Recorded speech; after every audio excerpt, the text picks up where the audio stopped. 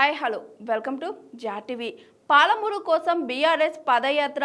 జూన్లో నార్లపూర్ నుంచి ఉదండపూర్కు కాంగ్రెస్ సర్కార్ కక్షపూరితంగా పక్కన పెట్టిన పాలమూరు రంగారెడ్డి ఎత్తిపోతుల పథకం త్వరగా పూర్తయ్యేలా బీఆర్ఎస్ ఆధ్వర్యంలో వచ్చే నెలలో పాదయాత్ర చేపట్టనున్నట్లు మాజీ మంత్రి శ్రీనివాస్ గౌడ్ చెప్పారు.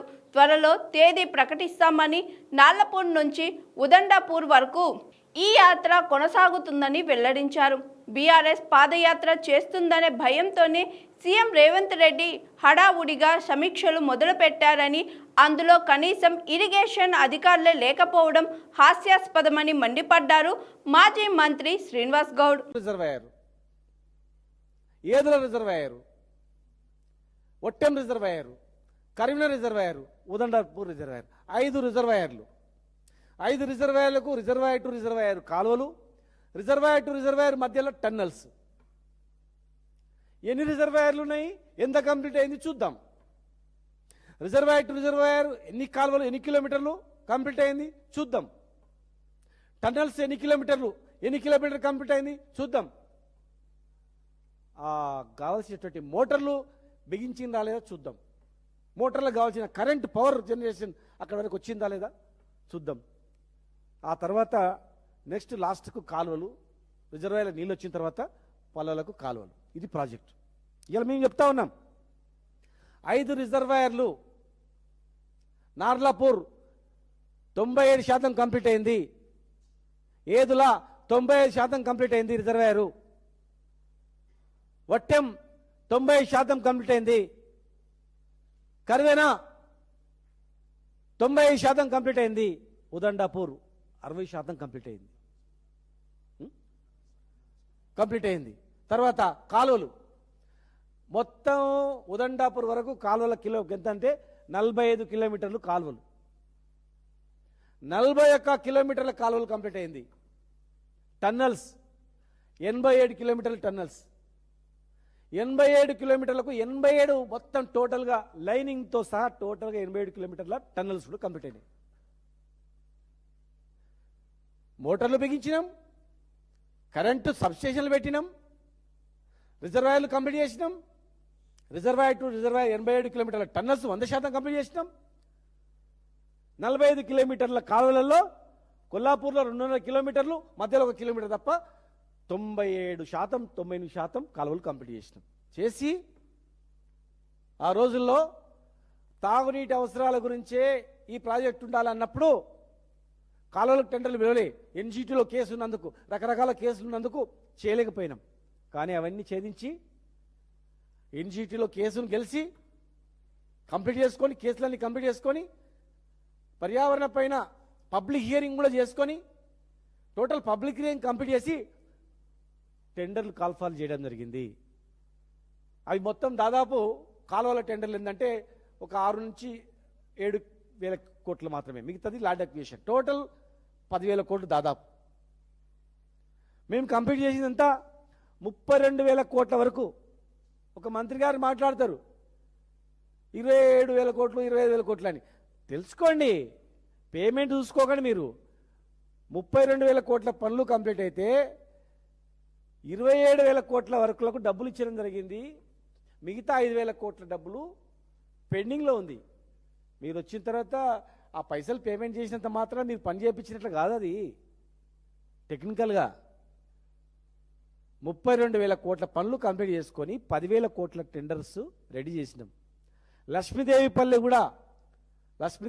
కూడా ఆ రోజుల్లో కొన్ని కేసులు, కొన్ని అభ్యంతరాలు ఉన్నందుకు అవన్నీ ఆపి అవన్నీ కంప్లీట్ చేసుకొని టెండర్ ప్రాసెస్ వరకు. ఈ రోజు చూడండి, టెండర్ రేపు బిడ్ చేసుకోవచ్చు, టెండర్ రేపు మీరు కాల్ఫర్ చేసుకోవచ్చు.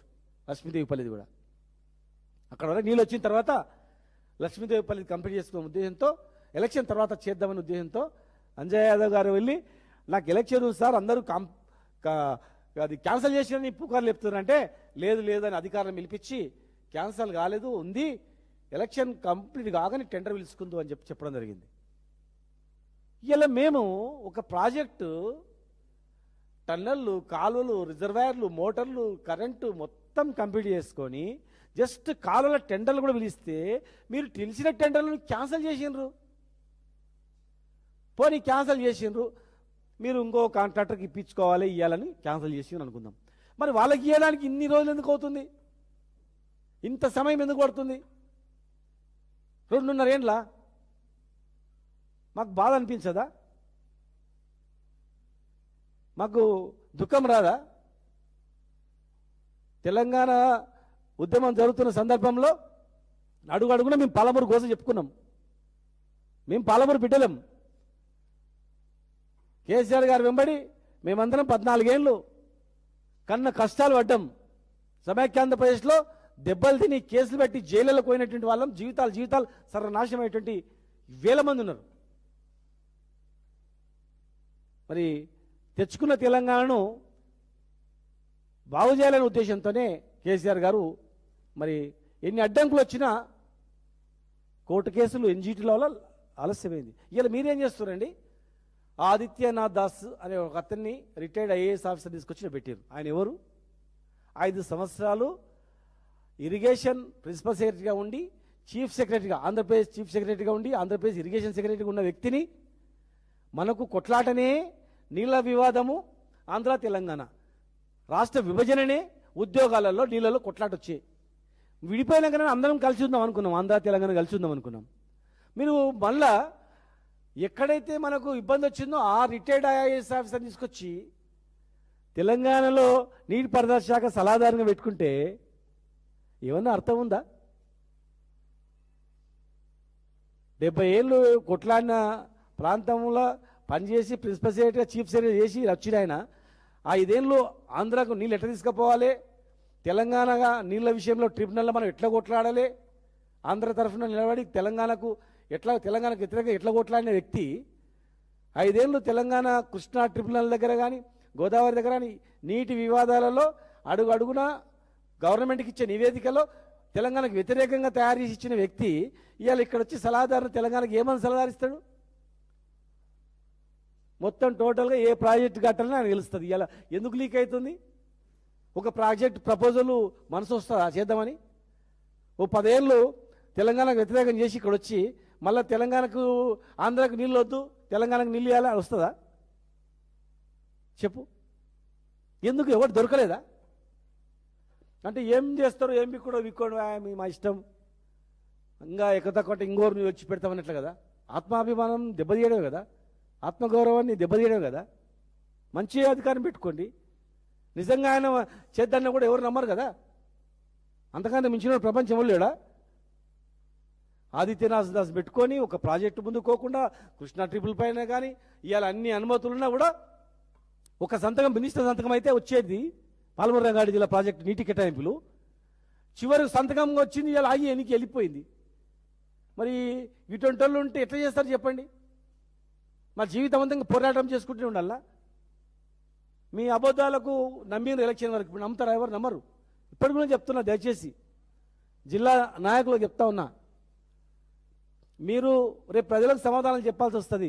ఇవాళ మేము పాదయాత్ర చేస్తాము, అడుగు తీసి అడుగు మేము కాలువలు ఎంబడి మేము తెచ్చిన ప్రాజెక్టులు ఎంబడి మేము చూయించుకుంటూ తిరుగుతాం. ఎన్ని రోజులు అయితే చూడండి మీరు తర్వాత మీరు ఏమేమి చేసిండ్రో మీరు కూడా చేయండి పాదయాత్ర పాలమూరు రంగారెడ్డి జిల్లా ప్రాజెక్టు మీద.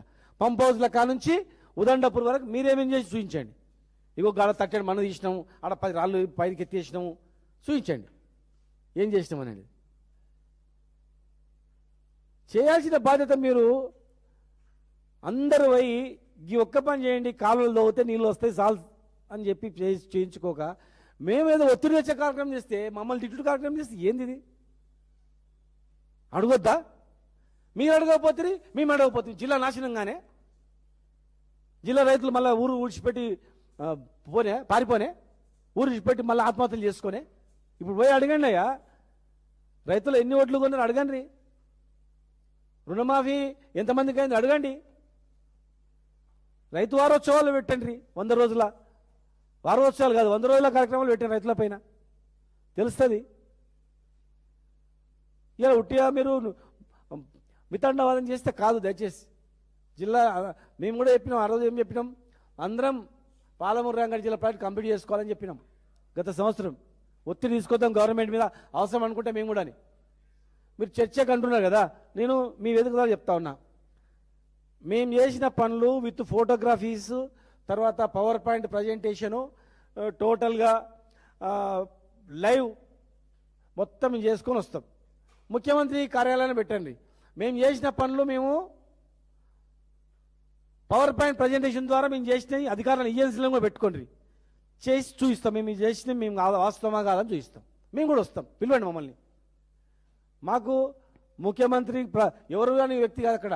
ఒక ముఖ్యమంత్రి అయినా గవర్నమెంట్ అయినా ఒక డిప్లొమేట్గా గౌరవం ఇవ్వాలి, గౌరవంతో మాట్లాడాలని మా నాయకుడు నేర్పిండు. ఒక రెస్పెక్ట్ ఇవ్వాలని మేము గౌరవంతో మేము వస్తాము, కూర్చుంటాం, మేము చేసి చూపిస్తాం. చర్చకు రోడ్ల మీద చర్చలు ఎందుకు, ఒక గౌరవంగానే మేము వచ్చి గౌరవంగానే మేము చూపిస్తాము. మేము చేసిన తప్పు మేము చేసిందంటే మేము కూడా సహకరిస్తాం. మాకేమైనా పని చెప్తే కూడా మేము పని చెప్తే కూడా మేము పని చేస్తాం. అంతేగాని ఉట్టిగా కేసీఆర్ తిట్టాలి, అది కేసీఆర్ ఎన్నిసార్లు తిడతారు, ఎన్ని రోజులు తిడతారు, ఎవరు నమ్ముతారు ఇప్పుడు చెప్పండి.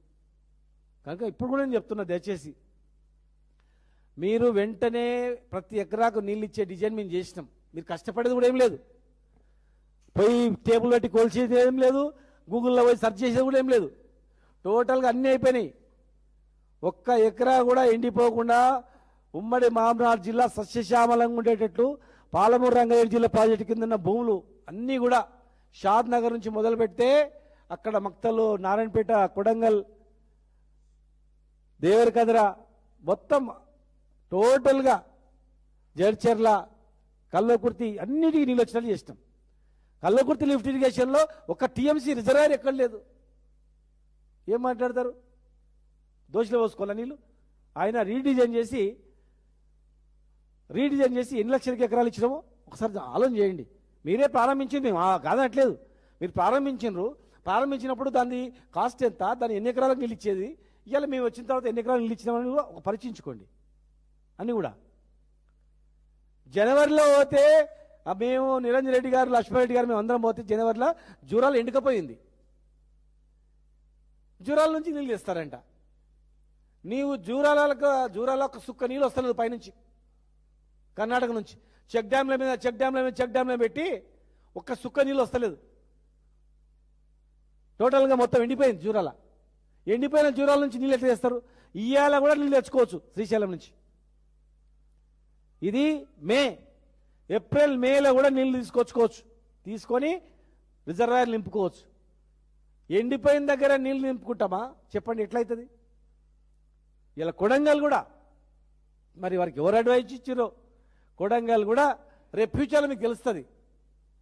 పాలమూరు రంగారెడ్డి జిల్లా ప్రాజెక్టుతోనే టోటల్ 135,000 ఎకరాలు నీళ్ళు వస్తుంది. ఇప్పుడున్నదానికి 1,00,000 ఎకరాలు కూడా లేదు. నష్టం తప్ప లాభం లేదు. సరే మీ ఇష్టం, మీరు ఏ రకంగా చేసుకుంటే చేసుకోండి. కానీ మాకు కావాల్సింది పాలమూరు రంగారెడ్డి జిల్లా ప్రాజెక్టు డిజైన్తో పాటు రెడీగా ఉంది. కాలువలు టెండర్ నిలిచింది, క్యాన్సిల్ చేసినారు, ఇమ్మీడియట్గా రీకాల్ చేయండి. ఇరిగేషన్ ప్రాజెక్టే అని చెప్పి పబ్లిక్ హియరింగ్ చేసుకొని ఎన్జీటీలో గెలిచి టెండర్ పిలుచుకొని ఎలాంటి అడ్డంకులు లేకుండా ఉన్నది. ఇలా ఆంధ్ర ప్రభుత్వము, కేంద్ర ప్రభుత్వము వాళ్ళు రెండు ఒకటైనాయి. వాళ్ళిద్దరూ వాళ్ళ ప్రభావం ఉంది. వాళ్ళ ప్రాంతాన్ని వాళ్ళు డెవలప్ చేసుకోవాలనుకుంటారు, వాళ్ళు నీళ్ళు ఎక్కువ వాడుకోవాలనుకుంటారు. ఆటోమేటిక్గా ఇన్ని పంచాయతీ వాళ్ళకి మనకు అది కదా.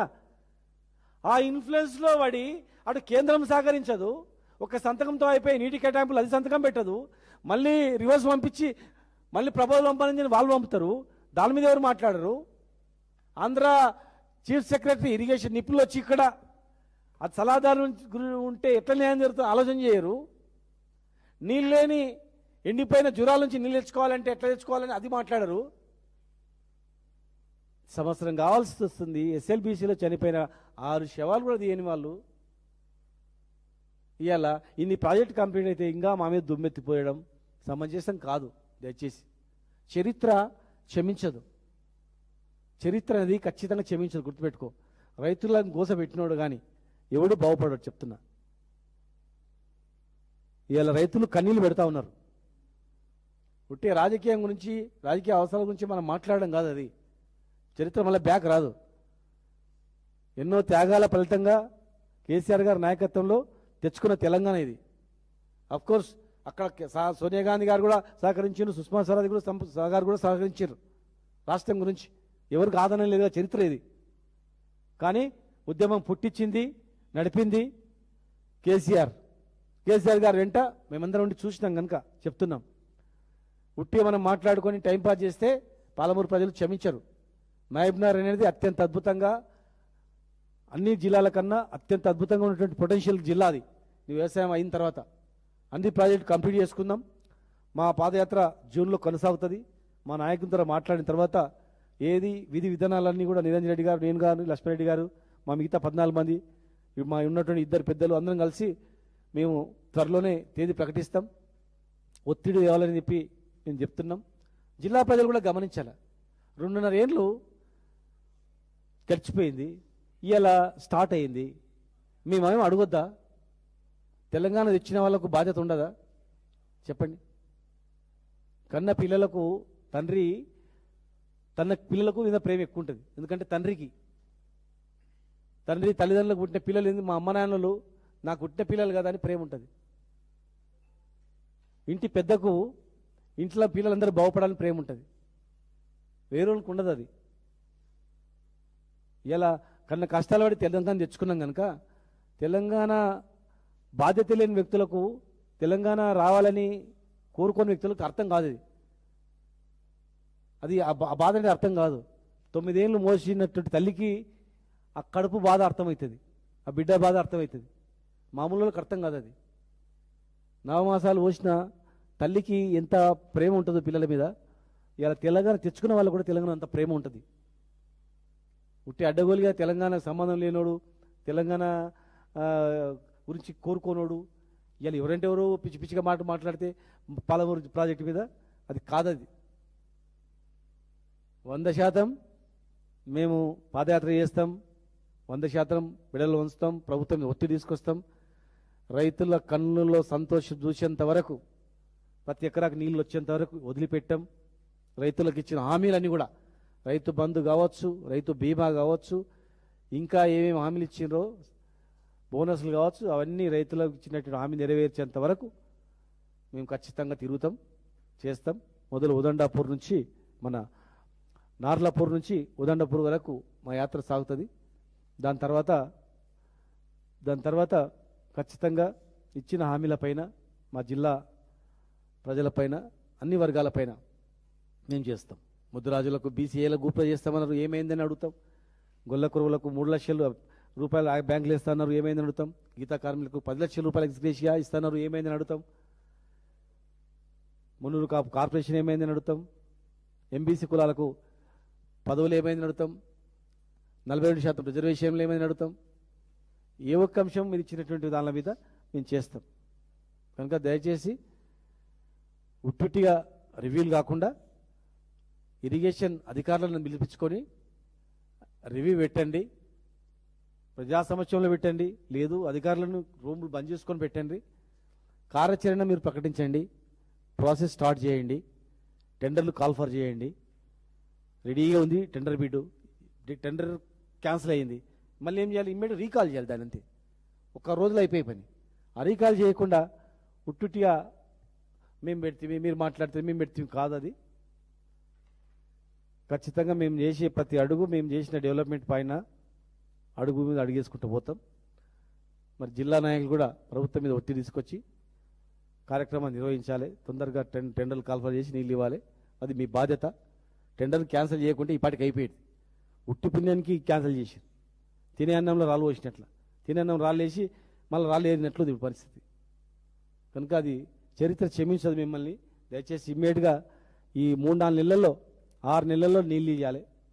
2 నెలల్లో కంప్లీట్ చేసుకొని టెండర్లు, నెక్స్ట్ 6 నెలల్లో మొత్తం టోటల్ కంప్లీట్ పని చేయాలని చెప్పి మీ ద్వారా మేము డిమాండ్ చేస్తాను. Hi, this is Swathi. Like చేయండి, షేర్ చేయండి, కమెంట్ చేయండి అండ్ సబ్స్క్రైబ్ చేయండి GRTV.